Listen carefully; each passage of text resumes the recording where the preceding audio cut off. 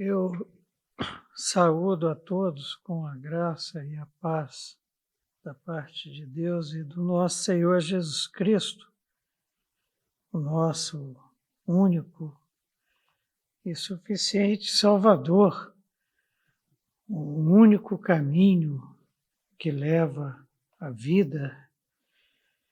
E nós, caminhando já para o final do nosso curso, hoje nós vamos estudar juntos o 20º capítulo do livro. E vai ser uma conversa mais tranquila por conta da aula passada.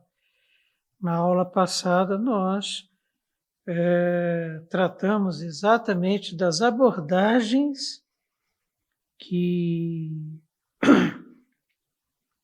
são adotadas na interpretação desse capítulo, principalmente naquilo que concerne ao milênio e principalmente também o que concerne a Satanás. Existe muita doutrina equivocada, tanto com relação a um quanto com relação a outro. Na aula passada nós dedicamos um bom tempo e nós vimos que o milênio aqui tratado, é o ponto que eu penso da conversa que tivemos, o milênio que é apresentado aqui por João, inspirado pelo Espírito Santo de Deus, no nosso entendimento, ele simboliza esse período de tempo que nós estamos vivendo. Nós estamos vivendo o milênio, o período de tempo compreendido entre a primeira vinda de Jesus Cristo, vinda como servo sofredor, que o levou à cruz do Calvário para morrer pelos nossos pecados. E ali fomos libertos do pecado. E tragada foi a morte pela vitória. Ao terceiro dia, Jesus Cristo, pelo poder de Deus, foi ressuscitado. E depois de 40 dias, ele foi assunto aos céus. Está assentado à direita do Pai, intercede por nós em glória. Abriu o nosso caminho que possibilita chegarmos diante do trono de Deus e ali depositarmos nas mãos do Senhor as nossas vidas. Então, o milênio é o período entre esta primeira vinda e a segunda vinda. E um ponto que nós temos batido muito é o seguinte, que a segunda vinda de Jesus Cristo será bem diferente da primeira vinda. Se ele veio como servo sofredor, como Cordeiro de Deus que tira o pecado do mundo, agora, na segunda vinda, ele virá em glória. Ele foi glorificado. Por que Jesus Cristo foi glorificado pelo Pai? Porque ele foi obediente até a morte, e morte de cruz. Ele morreu por nós quando nós ainda éramos seus inimigos. Quando é, então, que vai terminar o milênio? O milênio terminará, esse período de tempo simbólico, esses 1000 anos simbólicos, terminarão ao toque da 7ª trombeta. Terminarão na parúzia, na manifestação do Cordeiro de Deus que parecia estar morto, mas que vive. Aí, de repente, João olha e já não era um cordeiro mais, era um leão, o leão da tribo de Judá. E ele voltará em glória para julgar, conforme estudamos no capítulo 19. Ele recebeu do Pai coroas, que tem na cabeça, recebeu do Pai autoridade para julgar o mundo. E no grande julgamento, nós estudamos o que vai acontecer. Os ímpios, a grande Babilônia, os habitantes da terra, aqueles que não têm o seu nome escrito no livro da vida, aqueles que não aceitaram Jesus como seu único e suficiente Salvador, receberão o juízo eterno. E nós, que somos seguidores do Cordeiro vencedor, que cremos que fomos salvos pelo que ele fez por nós na cruz do Calvário, que cremos que fomos lavados pelo sangue precioso do Cordeiro, nós receberemos os nossos galardões. As nossas obras nos acompanharão. E ao invés de juízo, seremos glorificados e plenos, com corpo e alma glorificados, conforme vamos ver hoje, serviremos, louvaremos, usufruiremos da santa comunhão plena com Deus, que estenderá o seu tabernáculo sobre nós e enxugará dos nossos olhos toda lágrima. Então, essa introdução breve, ela nos mostra em que ponto estamos. E hoje, como temos feito recorrentemente, vamos fazer uma leitura comentada do capítulo 20. Capítulo muito importante, por quê? Porque ele narra a derrota definitiva de Satanás. Satanás, pelo sopro da boca do Cordeiro vencedor, pelo juízo de Cristo, será lançado no abismo, onde passará toda a eternidade. E conforme vimos no 19, quando ele for lançado no abismo, ele encontrará ali a besta, o anticristo e o falso profeta, que já foram lançados também lá, vivos e viverão lá, morrerão, né? A morte eterna, que significa a separação absoluta e irrevogável de Deus. E viverão, então, esse inferno, esse lago de fogo, esse tormento, esse enxofre por toda a eternidade. Então, vamos lá. Capítulo 20. Então, vi descer do céu um anjo, tinha na mão a chave do abismo e uma grande corrente. Esse anjo vem da parte de Deus. Tem a chave do abismo e tem também uma grande corrente. Ele segurou o dragão, a antiga serpente. João relembra a nós, né? Que é quem? O diabo, Satanás, aquele lá do Éden. E o prendeu por 1000 anos.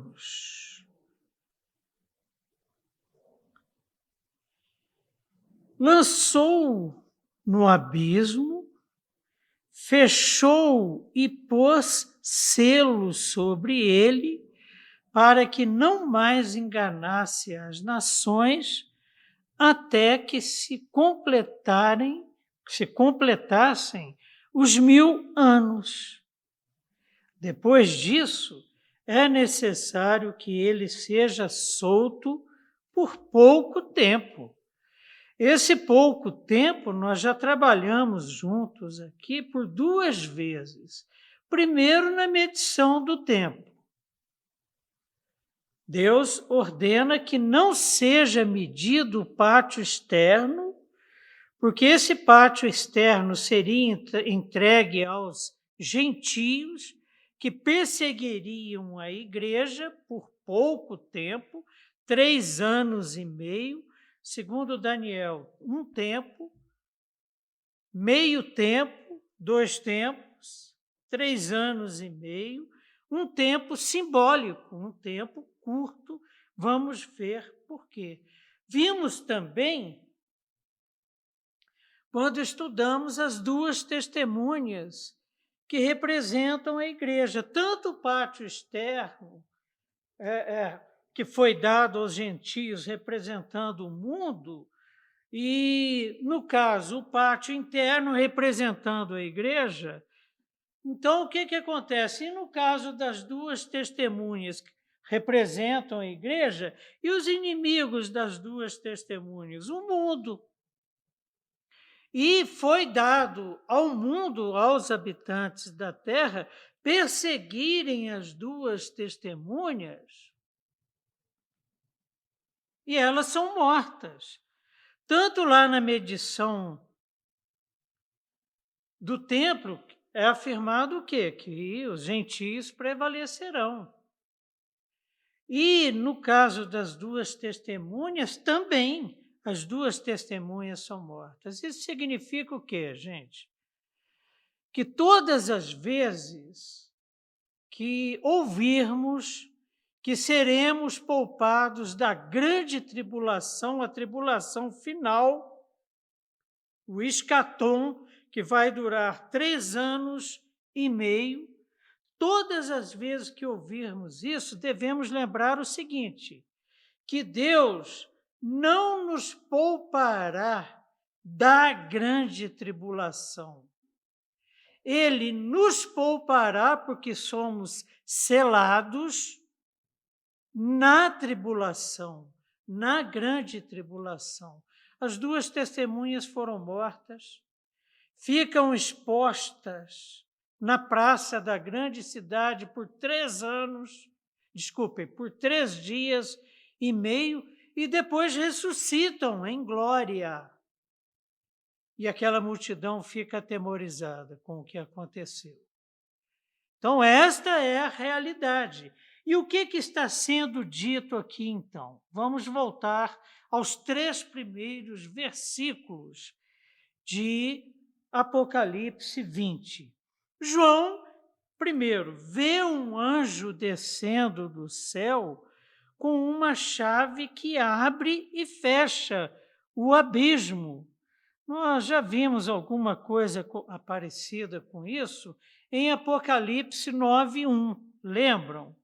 O 5º anjo tocou a trombeta e vi uma estrela caída do céu na terra, e foi-lhe dada a chave do poço do abismo para abri-lo e soltar quem? Lembram? A praga dos gafanhotos, demônios, que iriam atormentar os ímpios, queriam infernizar a vida dos ímpios, ao ponto deles procurarem a morte e não a encontrarem. Lembram dessa conversa? Então, não é difícil imaginar que trata-se do mesmo anjo, de alta estirpe e de confiança de Deus, designado pelo Cordeiro para abrir o abismo e fechá-lo. Ele tem a chave do abismo. Traz na mão uma grande corrente, é um anjo forte. Ele irá manietar alguém. Quem? No verso 2, de repente, João vê aquele dragão que ele viu lá no deserto, tentando matar o varão que iria nascer da mulher. Lembram disso? Que simboliza a perseguição que Jesus sofre, que foi profetizada lá em Gênesis, na queda, que o André dissecou para nós aqui no curso dele. E o que acontece? Então, João vê esse mesmo dragão, forte, astucioso, horrível. Todavia já vencido. Onde? Na cruz do Calvário. Nesse momento da história cósmica, o que acontece? O dragão já tem duas derrotas, né?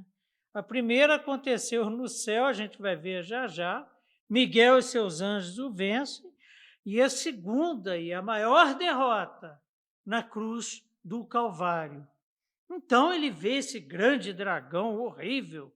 João nota que o anjo domina Satanás. Por que esse anjo, com a grande corrente, consegue dominar Satanás? Porque já é um Satanás vencido. A força jurídica que ele tinha no céu e não encontrou mais lugar lá, ele perdeu totalmente na cruz do Calvário. Ele foi exposto à vergonha. A obra do Cordeiro na cruz do Calvário foi completa. Aí o que acontece? O anjo rende-o e prende-o por 1000 anos. Significa o seguinte, que na primeira vinda de Cristo, Satanás foi manietado, ele foi amarrado e foi preso. Onde? O anjo, verso 3, lança-o no abismo e tranca a sua saída e sela a porta do abismo. O que esse selo simboliza? O que esse selo significa? Que ninguém tem autoridade para abrir o abismo, para retirar o selo. A única pessoa que tem autoridade é aquele que tem um livro na mão que recebeu do Pai, que é Jesus Cristo. E quando é que Satanás será solto? Ele será solto no fim do milênio. E quando ele será solto? Quando Deus assim o definir e autorizar. Quando o Cordeiro assim o definir. Então, o que acontece? Ele vai permanecer, Satanás permanece manietado por 1000 anos. E então ele será solto e vai sair de lá com carga total. Porque ele sabe que está sendo solto por breve tempo. Pedro trata desse tema. Em 2 Pedro 2,4 nós temos: ora, se Deus não poupou anjos quando pecaram antes, precipitando-os no inferno, os entregou ao abismo de trevas, reservando-os para o quê? Para o juízo. Uma coisa que é muito importante, pastor Mazinho trabalhou ontem isso na sua pregação à noite. Ora, primeira coisa que a gente não pode nunca esquecer, Satanás foi vencido. Segundo, ele está manietado. Ele está manietado, mas ainda tem a sua influência. Seria mais ou menos como um beira-mar numa prisão de segurança máxima, mas que ainda tem a sua influência, tem os seus meios de executar seus planos malignos. Mas ele foi vencido e está manietado.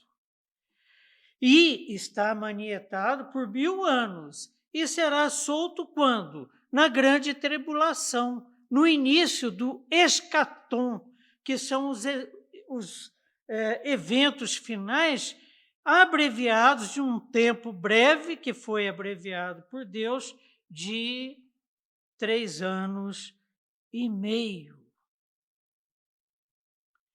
Então, vamos refletir um pouquinho sobre isso. Primeiro, quando João teve a visão, quando João escreveu o livro, Por exemplo, em Roma, era grande o número de ídolos que degradavam as ruas e os santuários de Roma. As abominações, a imundícia, a corrupção próprias da grande Babilônia, próprias desse sistema que Deus chama de mundo, e a depravação dominavam. O mal dominava. Mas o que acontece? Acontece um evento extraordinário que só foi possível a partir da morte e ressurreição do Cordeiro, da prisão e da manietação de quem? De Satanás, da limitação do poder de Satanás. O que acontece? Paulo e outros estabeleceram igrejas. No Antigo Testamento, com exceção de Israel, o povo escolhido de Deus, Satanás dominava as nações. Que pena que Israel foi na conversa de Satanás, como Adão e Eva. É meio que uma repetição. Aí foram para o exílio, aí Jesus Cristo veio e morreu. Morreu sob o poder de Pôncio Pilatos, mas quem pediu a crucificação de Jesus foram os seus. Eu vim para os meus e os meus me rejeitaram. Mas Satanás dominava as nações até então. O que não significa que Deus não tenha sempre sido o Rei Supremo da humanidade. Nada aconteceu, Mazinho ontem deixou isso bem claro, que não fosse debaixo da soberania de Deus. Em Atos 14, 16, nós temos a confirmação disso que estou falando. Em Listra, no meio daquele caos, daquela confusão dos cidadãos de Listra, tratando Paulo e Barnabé como se fossem deuses. Aí, Paulo e Barnabé conclamam a multidão que os endeusava a converter-se ao nosso Deus que, nas gerações passadas, no Antigo Testamento, permitiu que todos os povos andassem nos seus próprios caminhos. Qual o grande alerta de Deus por intermédio de Moisés, por exemplo? Olha, não façam o que as nações que serão expulsas da terra para que vocês ocupem, não façam o que elas fazem. Se vocês fizerem, vocês também serão expulsos dessa terra que prometo. E foram expulsos. Foram para o exílio babilônio, por exemplo, e assírio, no caso do Israel do Norte. Se hoje o diabo cega o entendimento dos incrédulos, Paulo também escreveu sobre isso à igreja de Corinto, na sua segunda carta àquela igreja, no capítulo 4, verso 4. Nos quais o Deus deste século, nos quais o que? Os ímpios. O Deus desse século, que Deus desse século? Satanás, que já estava manietado aqui, cegou o entendimento desses incrédulos para que lhes não resplandeça a luz do Evangelho da glória de Cristo, o qual é a imagem de Deus. Só que agora Paulo já estava falando para uma igreja, estava falando para convertidos que foram alcançados por Jesus Cristo e foram tirados das trevas do pecado e trazidos para a sua maravilhosa luz.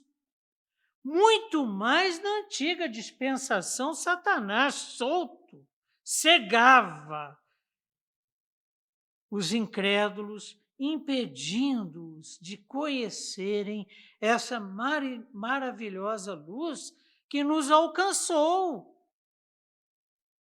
Mas acontece o quê? O decreto de Deus seria proclamado e a promessa de Deus seria absolutamente cumprida em Jesus Cristo. E o Salmo 2, verso 7, nos mostra isso. Proclamarei o decreto do Senhor. Ele me disse: Tu és meu filho, eu hoje te gerei. Pede-me e eu te darei as nações por herança e as extremidades da terra por tua possessão. Para tanto, Satanás precisava ser manietado. E essa promessa, esse decreto de Deus apresentado no Salmo 2,7, se cumpriu plenamente na encarnação de Cristo. E o interessante é que Jesus Cristo foi acusado de expulsar demônios por Satanás. Em Mateus 12, 29 e 30, Jesus Cristo fala sobre isso aos fariseus que estavam dizendo que ele estava expulsando demônios em nome de Beelzebu. Em 12, 29, Jesus fala: ou como pode alguém entrar na casa do valente e roubar-lhe os bens? Que bens? As almas dos escolhidos por Deus, para serem povo apartado. Pode entrar alguém na casa do valente e roubar-lhe os bens, sem primeiro amarrá-lo? Jesus fala do que está acontecendo aqui nos 3 primeiros versos de Apocalipse 20. Amarrou, e então lhe saqueará a casa.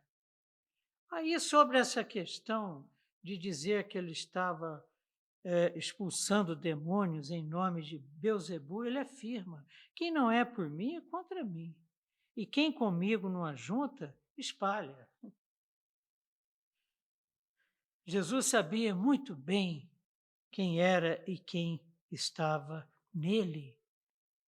A palavra amarrar usada aqui por Jesus Cristo, nesse texto de Mateus 12, 29 e 30, é a mesma que João usa aqui para descrever o que o anjo faz. Ele traz uma grande corrente e com ela amarra Satanás. Uma boa analogia para facilitar o entendimento é o cachorro preso na corrente. Eu gosto muito daquele desenho do Frajola, vocês lembram? Do Frajola e do Piu-Piu. E o Frajola estava querendo pegar o Piu-Piu lá na gaiolinha. E o Piu-Piu todo com aquela fragilidade dele, piu-piu-piu. E o Frajola chegou cheio de moral. Por quê? Porque o cachorro estava preso. Aí o que o Frajola faz? Ele vai lá e insulta o cachorro. A hora que o cachorro vem para cima dele, ele pega um pedaço de cana e dá para o cachorro morder, e os dentes do cachorro caem todos. Tem muitos irmãos nossos que estão fazendo isso.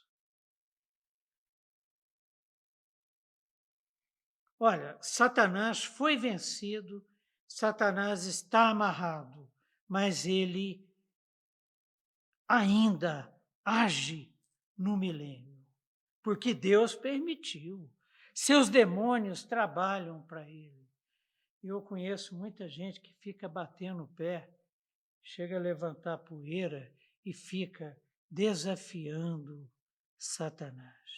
Nem Miguel fez isso, segundo Judas.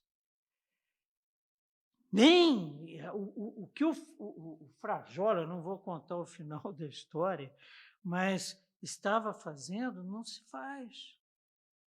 Nós temos que ter os nossos olhos mirados no Cordeiro vencedor, que venceu e foi possível o anjo amarrar Satanás, amarrar o enganador. Olha, de Satanás, é bem pessoal isso que eu vou dizer.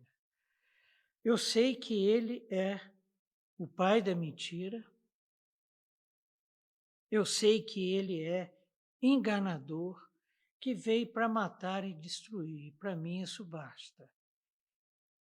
O tempo que eu tenho e o entendimento que Deus me deu, eu quero dedicá-lo para conhecimento de Deus, para conhecimento do Cristo vencedor, para a compreensão desse mistério enorme, desse amor tão grande que levou a Jesus Cristo a morrer na cruz por mim, enquanto eu ainda era um rebelde. Então, o poder e a influência de Satanás sobre as massas começam a ser refreados quando ele é amarrado. Lucas 10, 17 e 18 trata disso. Então, regressaram os 70 possuídos de alegria, dizendo: Senhor, os próprios demônios se nos submetem pelo teu nome. Por quê? Porque Satanás está amarrado. E eles estavam encantados. Mas Jesus disse a eles: eu via Satanás caindo do céu como um relâmpago.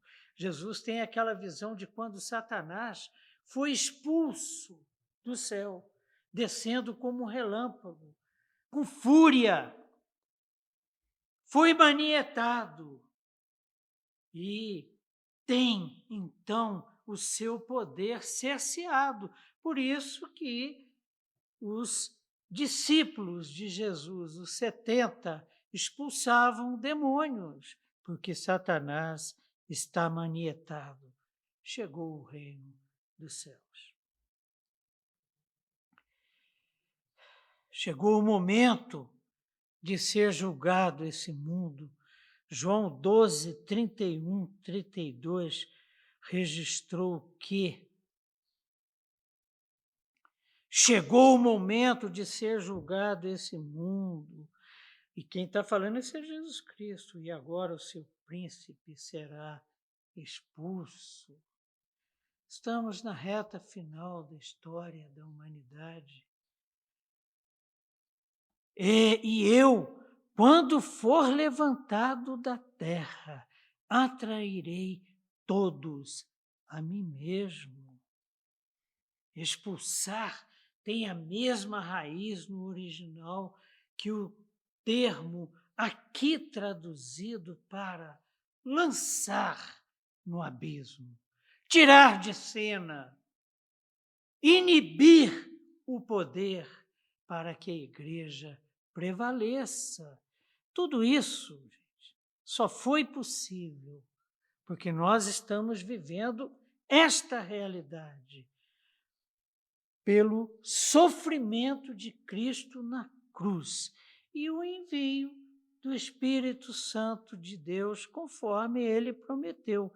Em Colossenses 2,15 nós lemos: e despojando os principados e as potestades, publicamente os expôs ao desprezo, triunfando deles na cruz. Satanás foi vencido na cruz do Calvário e está amarrado. As portas do inferno não prevalecerão contra a igreja. Palavra do Senhor. Então, na cruz do Calvário, aconteceu a derrota definitiva de Satanás. O texto de Apocalipse 12, versos de 5 a 8, mostra que a expulsão de Satanás foi resultado da coração de Cristo. Confirma isso que Paulo escreveu aos Colossenses e confirma o que nós estamos falando. Diz assim Apocalipse 12, de 5 a 8. Nasceu-lhe, pois, um filho varão. Nasceu de quem? Da mulher gloriosa, que nós estudamos no capítulo 12. A igreja, um filho varão que há de reger todas as nações com cetro de ferro. E o seu filho foi arrebatado, venceu. Para Deus está Deus até o seu trono. A mulher, porém, fugiu para o deserto, onde lhe havia Deus preparado um lugar para que nele a sustentem. A igreja é sustentada durante 1260 dias, o período da grande tribulação.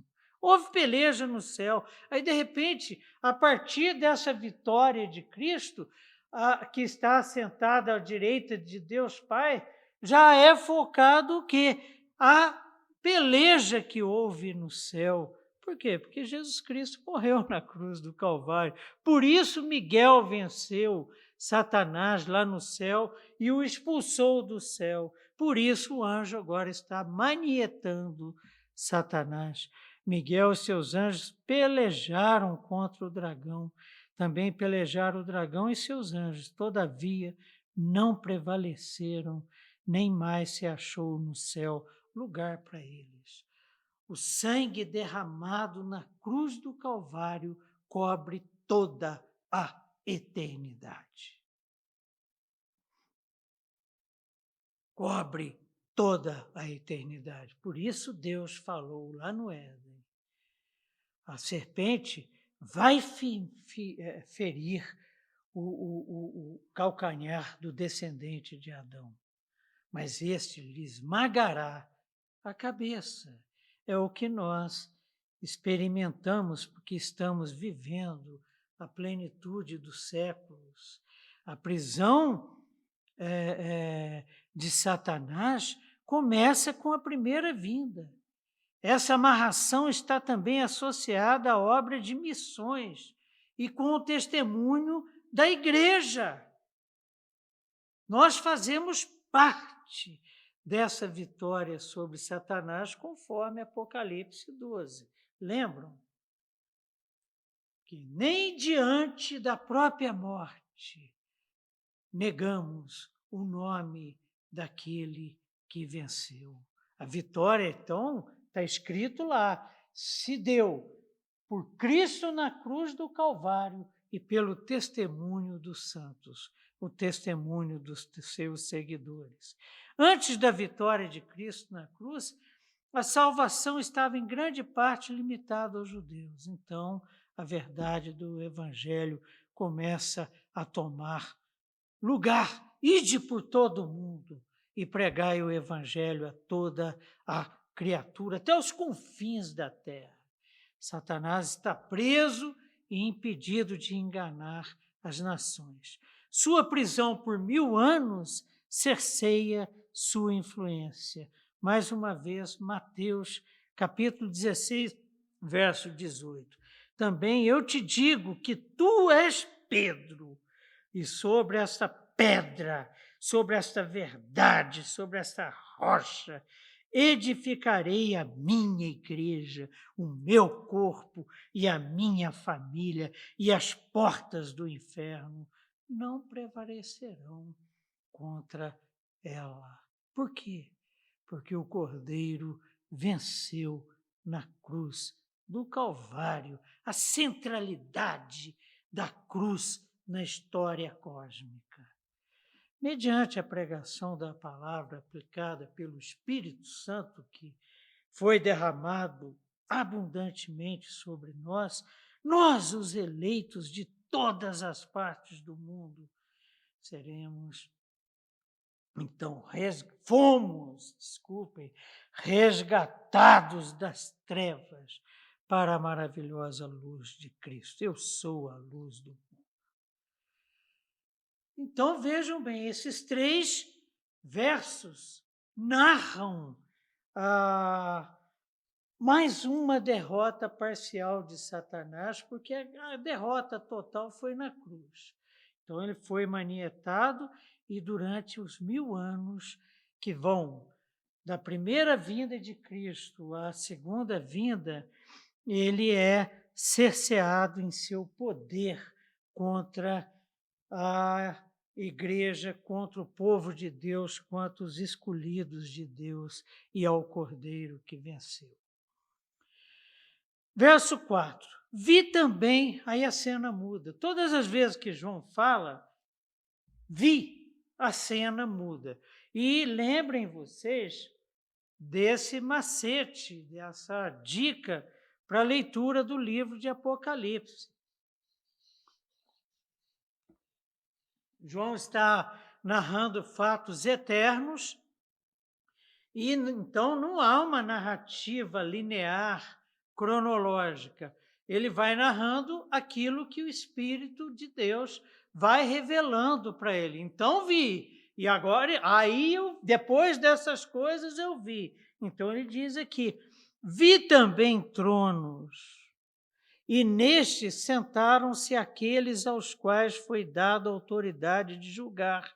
Vi ainda as almas dos decapitados por causa do testemunho de Jesus, a alma dos mártires, bem como por causa da palavra de Deus. Eles foram martirizados, tantos quantos não adoraram a besta, nem tampouco a sua imagem, e não receberam a marca na fronte e na mão, e viveram e reinaram com Cristo durante o milênio. Aqui, João começa a narrar uma verdade, a falar de uma verdade que enche o nosso coração de esperança. Quando morrermos, as nossas almas não serão deixadas ao léu. Estaremos com ele. Então, João vê tronos, e quem é que ocupa esses tronos? Os mártires. Durante que tempo que eles ocupam os tronos para reinar e julgar? Durante o milênio. Significa agora, nesse momento aqui, porque nós estamos no milênio, lá no céu, aqueles que morreram por não negar o Evangelho, por não negar sua fé em Jesus Cristo, que foram decapitados, estão lá ocupando esses tronos agora e ocuparão por 1000 anos. Então, trata-se de um reino celestial. É revelada a visão das almas dos decapitados. E onde que elas estão? São vistas reinando com ele no céu. Trata-se de um reinado celestial e não aqui na terra, como muitos entendem. Reinado de 1000 anos, que acontece lá com Jesus Cristo, onde estão os tronos. Em Apocalipse 3:21 é tratado o mesmo tema, então não há conflito nesta interpretação.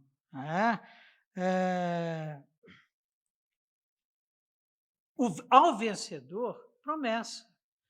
A igreja sofrida, que estava sendo perseguida.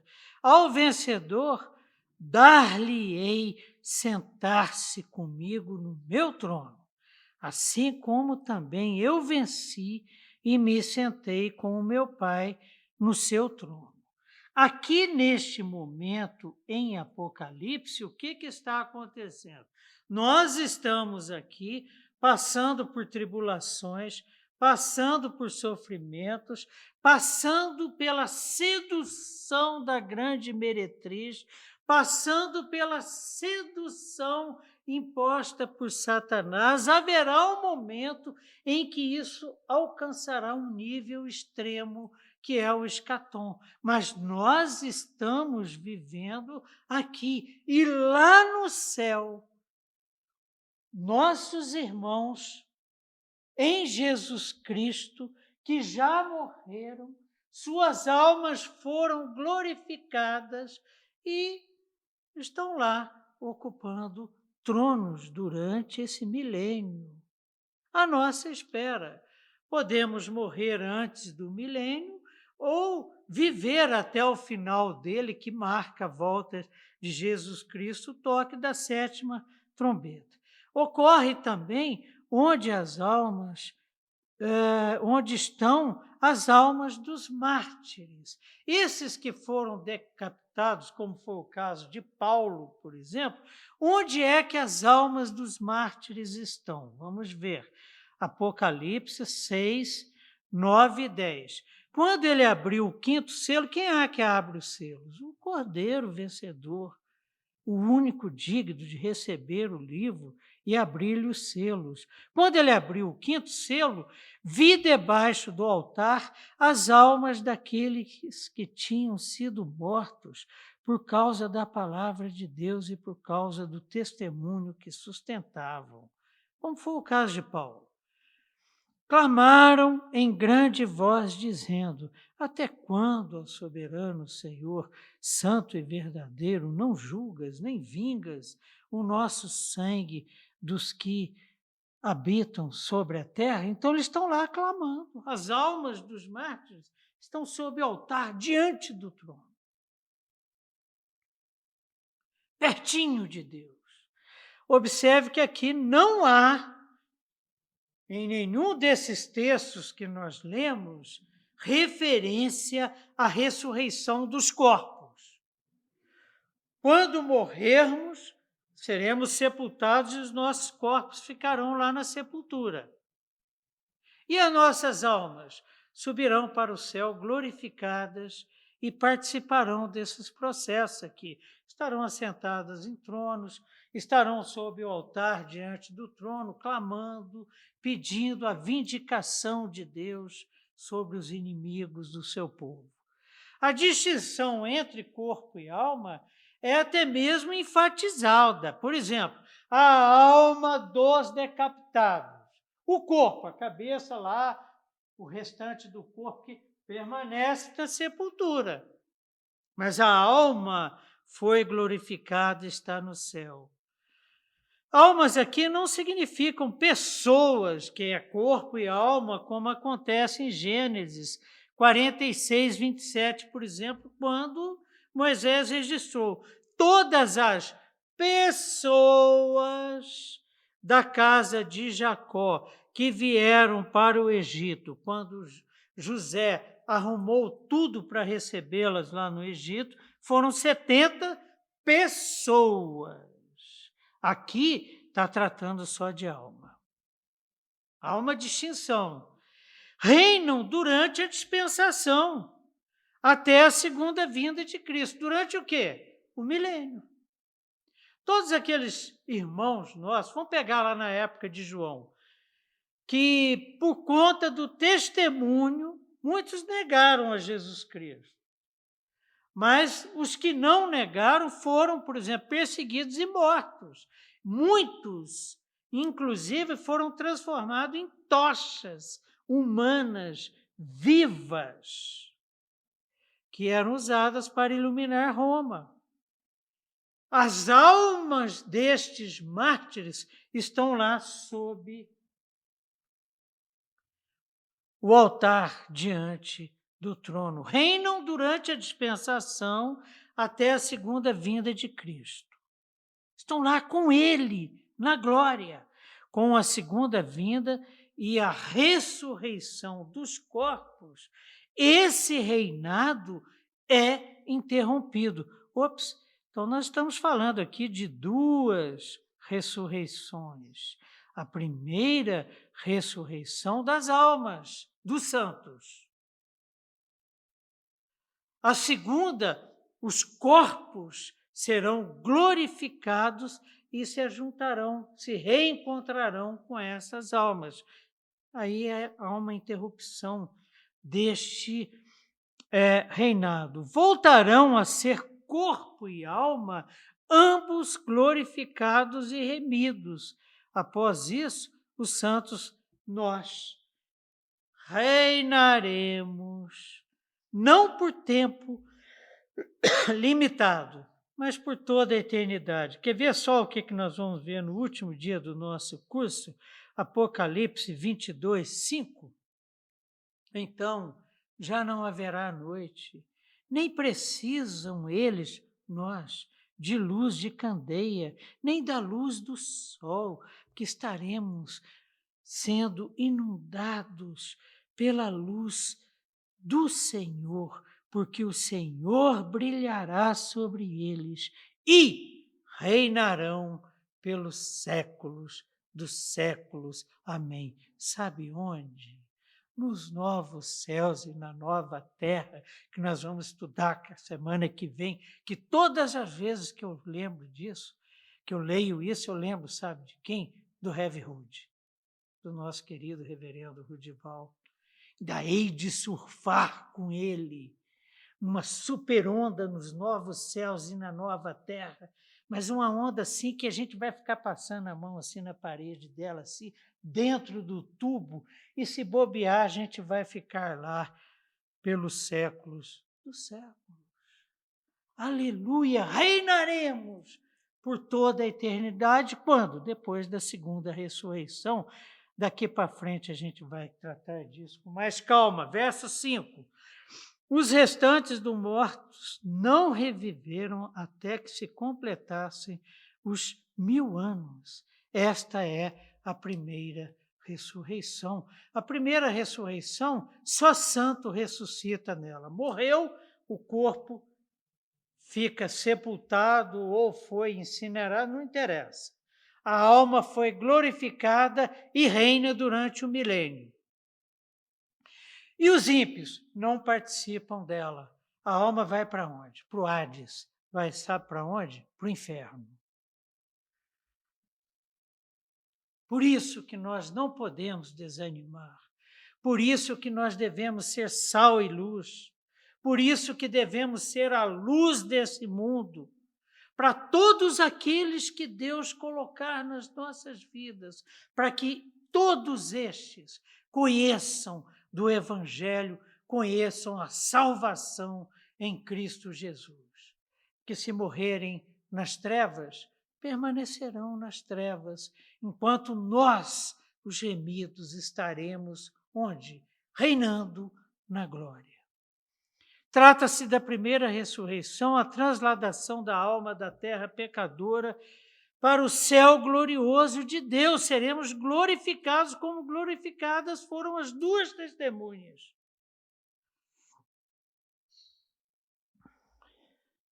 Precede a segunda vinda de Cristo. Hoje eu não tenho dúvida. Por isso que Paulo afirmou, olha, morrer para mim é lucro. Inclusive no filme lá de Paulo, o apóstolo de Cristo, ele até ajeita a cabeça para o verdugo lá decapitá-lo. Para mim, morrer é lucro, o viver é Cristo.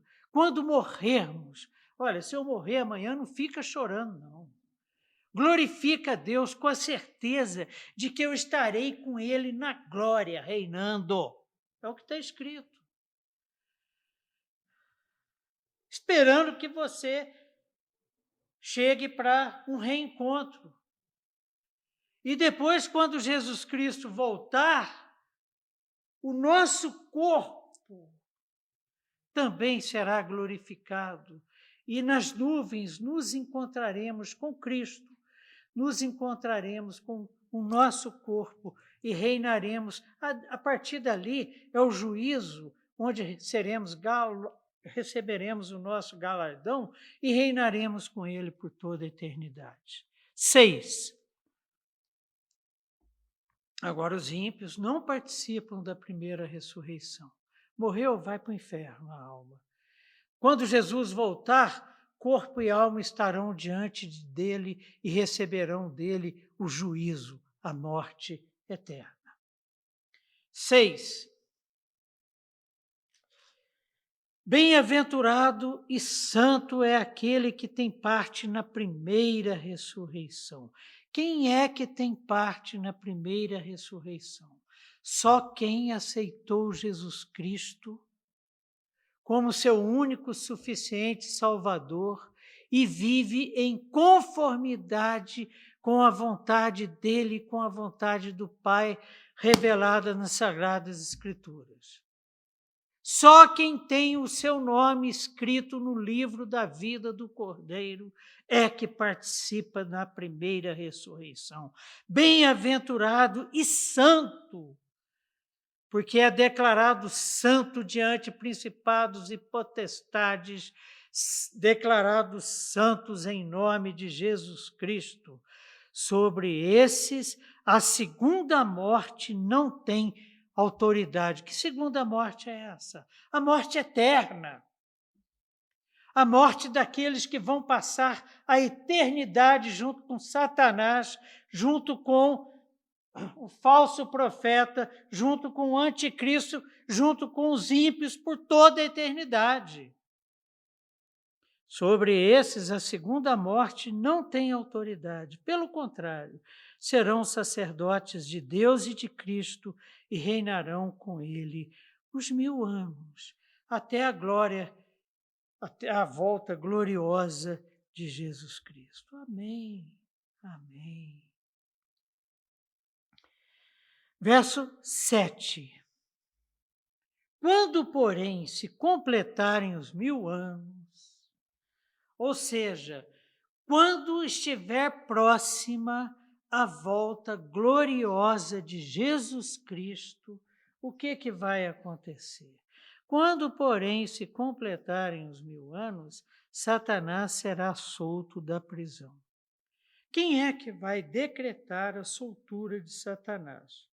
Jesus Cristo, o único digno de estar com o livro nas mãos e de desatar-lhe os selos. Então, quando, porém, se completarem os 1000 anos, Satanás será solto da prisão. 8. E sairá a seduzir as nações que há nos 4 cantos da terra, Gog e Magog. Então, quem que é Gog e Magog? Gog e Magog é a grande Babilônia. São os habitantes da terra, aqueles que destroem a terra, aqueles que não têm o seu nome escrito no livro da vida, vindos de todos os povos, línguas, raças e nações. Isso tem sido afirmado no Apocalipse recorrentemente. A humanidade perante Deus é dividida em 2 grandes grupos. Aqueles que têm o seu nome escrito, que são selados pelo seu Santo Espírito, e aqueles que têm o nome da besta escrito na testa ou na mão. E quem são, então, Gog e Magog? Gog e Magog simbolizam os inimigos de Deus e da sua igreja, os inimigos de Deus e do seu povo, que não prevalecerão. Porque Satanás já foi vencido na cruz do Calvário, gente. Mas quando Satanás é solto, por intermédio do anticristo escatológico, de uma maldade nunca registrada na história da humanidade, e em astúcia e poder de perseguição sobre a igreja, e também com a ajuda do anticristo, do falso profeta, perdoem, sairão pelo mundo, e Satanás com a fúria total. O anticristo sai possuído por Satanás com ódio total, para convencer as pessoas de que essa história de cordeiro vencedor é papo furado, que o que vale é o que vivemos nesse mundão perdido. e vamos acabar com essa igreja que vive com essa tortura que nos atormenta.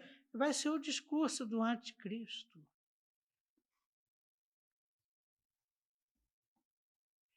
E qual é a mensagem da igreja? O evangelho da salvação em Cristo Jesus, que foi pregado pelas duas testemunhas enquanto havia gente para ouvir. Então Deus permite que elas sejam mortas. E quando o mundo prevalecer sobre a igreja nesses momentos finais, está lá narrado na história das duas testemunhas.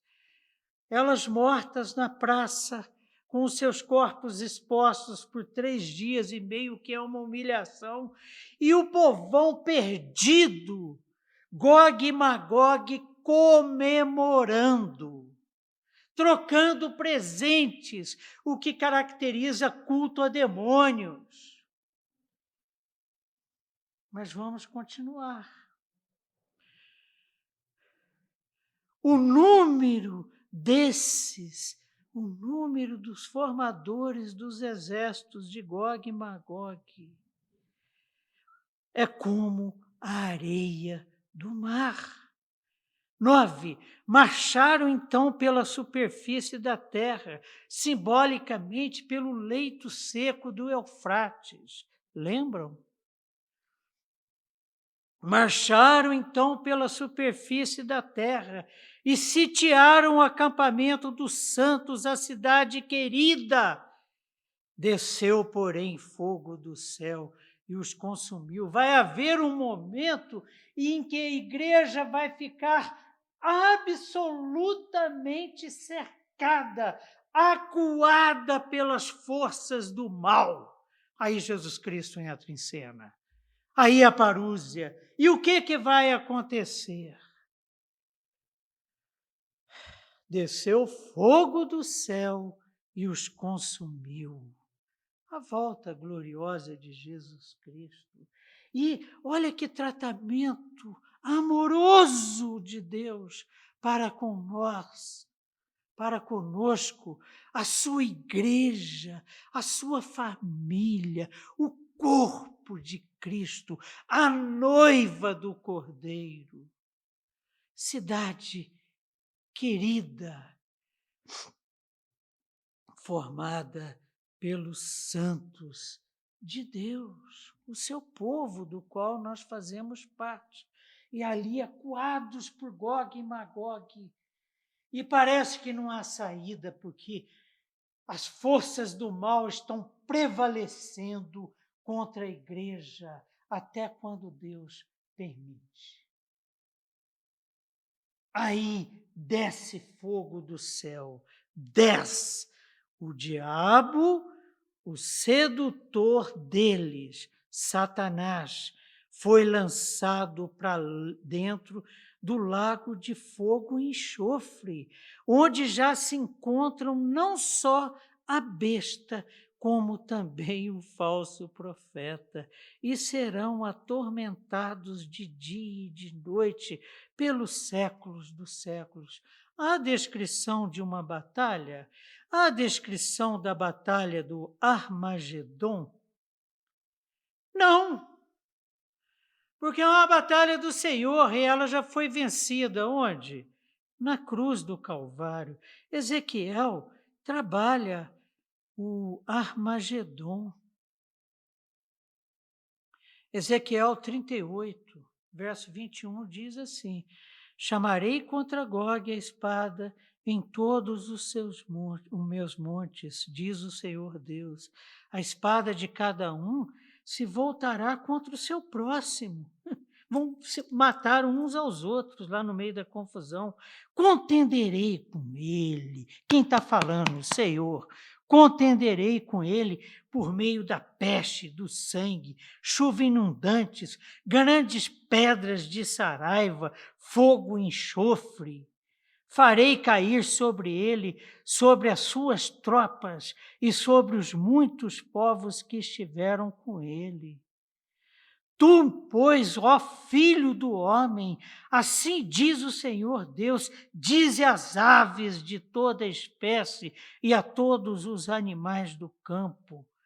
Lá em Apocalipse 19, 21, nós vimos Deus convocando as aves de rapina. Ajuntai-vos e vinde, ajuntai-vos de toda parte para o meu sacrifício que eu oferecerei por vós, sacrifício grande nos montes de Israel, e comereis carne e bebereis sangue. De quem? Dos ímpios. Não haverá luta, não haverá batalha. Olha o que Paulo escreveu aos Tessalonicenses, 2 Tessalonicenses, capítulo 2, verso 8. Então será de fato revelado o iníquo a quem o Senhor Jesus matará com o sopro de sua boca e o destruirá pela manifestação de quê? Da sua vinda. É esse momento aqui, quando cai fogo do céu e os consome, e Satanás, verso 10, é lançado no abismo. É o juízo, a espada que sai da boca, é a palavra do Verbo de Deus que lança o Satanás vencido na cruz do Calvário para o abismo, onde ele vai encontrar o anticristo, onde ele vai encontrar o falso profeta e para onde irão os ímpios, e ali sofrerão o tormento do fogo e do enxofre por toda a eternidade, porque a fumaça do lago de fogo subirá pelos séculos dos séculos, conforme já vimos aqui. Verso 11. Vi, então, um grande trono branco, e aquele que nele se assenta. Quem? O Verbo de Deus vencedor. E a autoridade para ele julgar foi conquistada na cruz do Calvário. Deus retribui, de cuja presença fugiram a terra e o céu, e não se achou lugar para eles. Quando Jesus aparece, só dele aparecer, o universo se enrola como um rolo de pergaminho. Lembra lá de Apocalipse 6, verso 12? O universo foge da presença dele, e no capítulo 21, João começa: vi novo céu e nova terra.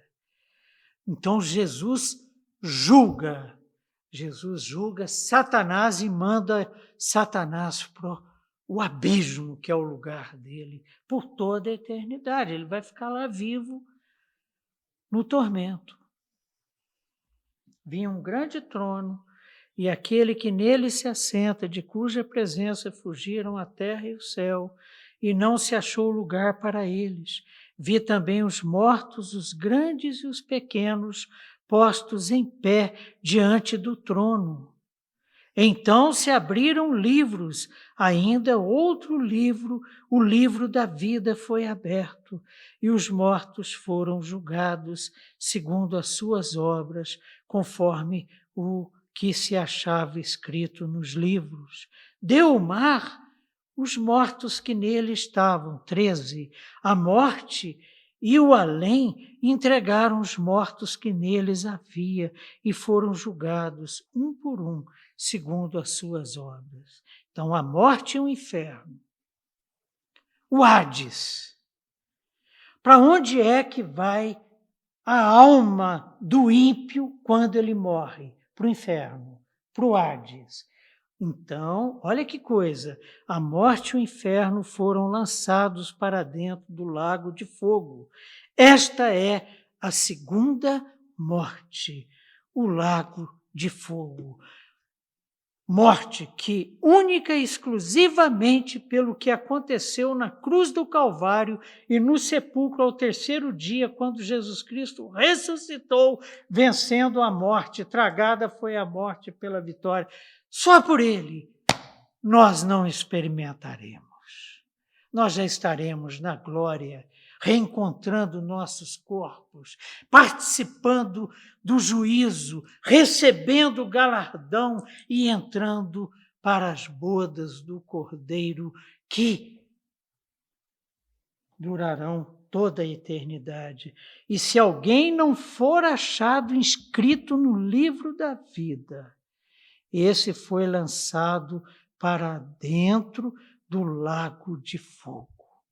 Mas porque o Espírito Santo de Deus nos convenceu do pecado e nos levou a Cristo Jesus e o aceitamos como nosso único suficiente Salvador e buscamos ser humildes e obedientes com a ajuda do Espírito Santo de Deus para sermos fiéis até aquele glorioso dia.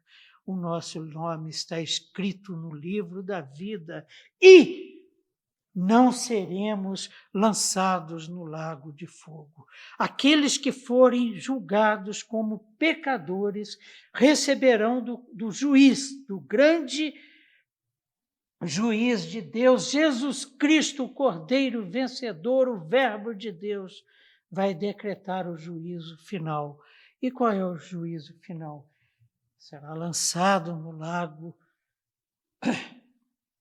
de fogo e passará ali a eternidade no abismo junto com Satanás, o anticristo, o falso profeta e a grande Babilônia, os seguidores de Satanás. Que Deus tenha misericórdia de nós, meus irmãos. Aqui nós temos, então, hoje, resumindo, que é muito importante gravarmos, semana que vem, com a graça de Deus, voltaremos a esse tema, mas experimentaremos duas ressurreições. Nós, os filhos de Deus. Na primeira, quando se morrermos antes da volta gloriosa, porque segundo Paulo em Coríntios 15, 1 Coríntios 15, se ele voltar hoje, seremos arrebatados. Se ele voltar agora, seremos arrebatados. Mas se morrermos antes da sua volta, haverá separação de corpo e alma. Nossa alma ressuscitará, significando que uma alma corrupta por causa do pecado se tornará incorruptível, será glorificada, subiremos ao céu e reinaremos com Cristo até o final do milênio. Jesus Cristo voltou marcando o final do milênio e o fim da história. O que vai acontecer? Nossos corpos ressuscitarão, se encontrarão com nossas almas. O meu corpo se encontrará com a minha alma, ambos glorificados. Passaremos pelo juízo, receberemos, ao invés de juízo, passaremos pelo julgamento, receberemos, ao invés de juízo, galardão. E entraremos a partir daí para as bodas do Cordeiro, festa com Cristo, com o Pai, com o Espírito Santo, que durará a eternidade nos novos céus e na nova terra, conforme veremos a semana que vem.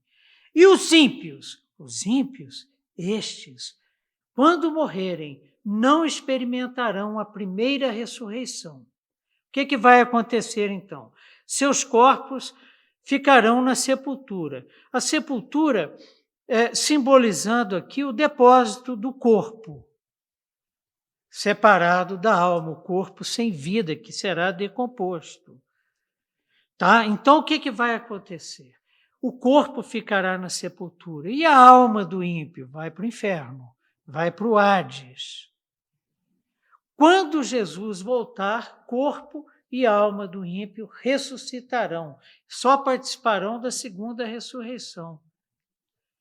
E no julgamento, a partir do julgamento, entrarão na Nova Jerusalém, entrarão na Cidade Santa, entrarão nos novos céus e na nova terra? Não, serão lançados para o abismo, para o lago de fogo e enxofre, onde os aguarda Satanás, o anticristo, o falso profeta e os demais integrantes de Gog e Magog, a grande Babilônia que caiu definitivamente. Glória a Deus! Apocalipse, a revelação da esperança. Essa é a esperança do crente, independente das circunstâncias. O que poderá nos separar do amor de Deus que está em Cristo Jesus e que vai nos receber? Entre, bendito do meu Pai, entre para o descanso. O que poderá do amor de Deus, Cristo Jesus? Quem pode nos separar do amor de Deus entre para que está em o que poder do amor de Deus, Cristo Jesus, nem a morte, receber nem a vida, entre para o que poder do amor de Deus, Cristo Jesus, que está em Jesus Cristo, nosso Senhor, entre para quem o que poder do amor de Deus, Cristo Jesus, receber que toda aquela glória que ele recebeu do Pai, o que poder toda a majestade que ele recebeu do Pai, receber todo o poder que ele recebeu do Pai, o que poder toda a autoridade que ele recebeu do Pai, ele vai compartilhar conosco. Entre para o que poder do amor de Deus, Cristo Jesus, por receber, vamos orar, entre para o que poder do amor de Deus, Senhor, Cristo Jesus, que tudo que falamos aqui hoje,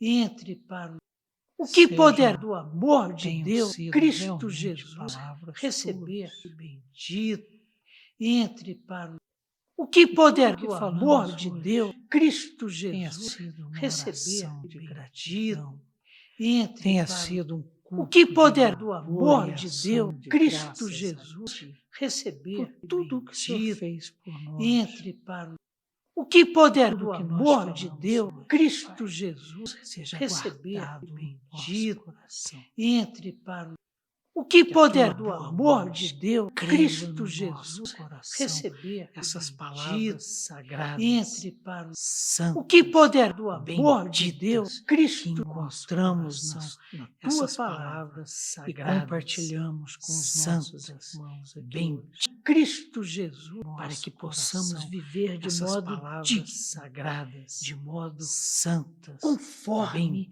aquilo que proferimos aqui hoje.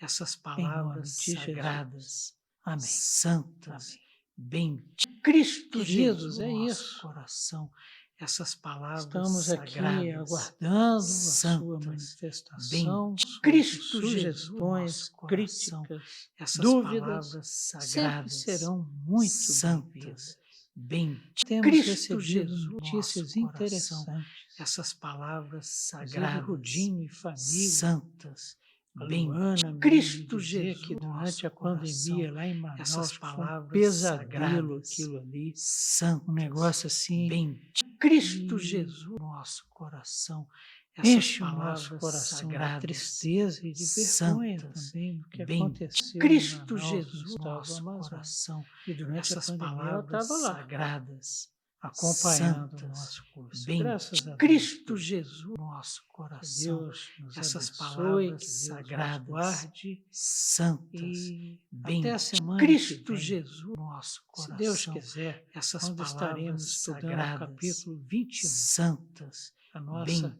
Cristo Jesus, aula vai ser a semana que vem. Essas palavras sagradas, abração, beijão para todos e até lá. Bem, Cristo Jesus, nosso coração, essas palavras sagradas, santas, bem, Cristo Jesus, nosso coração, essas palavras sagradas, santas,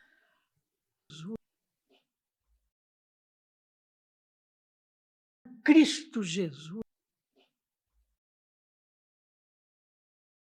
Cristo Jesus. Cristo Jesus.